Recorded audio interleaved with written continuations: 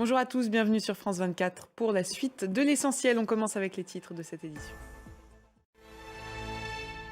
Près de 600 morts en seulement quelques jours, c'est le bilan de ces affrontements qui ont lieu dans le sud de la Syrie. Des violences qui opposent des combattants tribaux proches des autorités syriennes à des groupes druzes.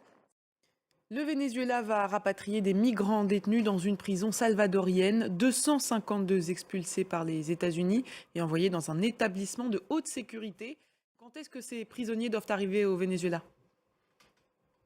Bien, pour l'instant, on ne sait pas grand-chose. Merci beaucoup, Alice Campagnol.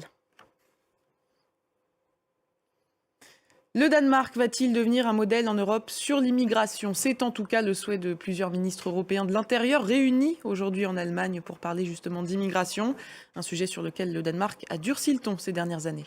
Thibaut Francesquet et Shirley Sidbon.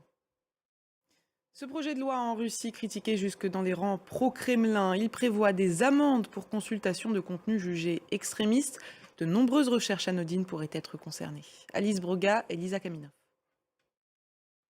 Plus de 350 pompiers toujours déployés à Martigues, au nord-ouest de Marseille. L'incendie est contenu malgré sa réactivation cet après-midi.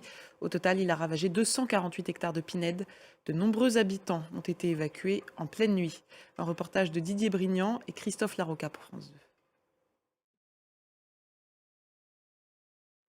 Un cadeau de remerciement, c'est ainsi qu'a justifié Kylian Mbappé son don de 180 300 euros à 5 CRS en 2022.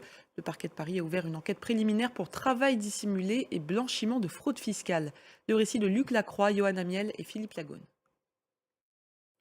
C'est la fin de ce journal, merci de l'avoir suivi. L'information continue sur France 24.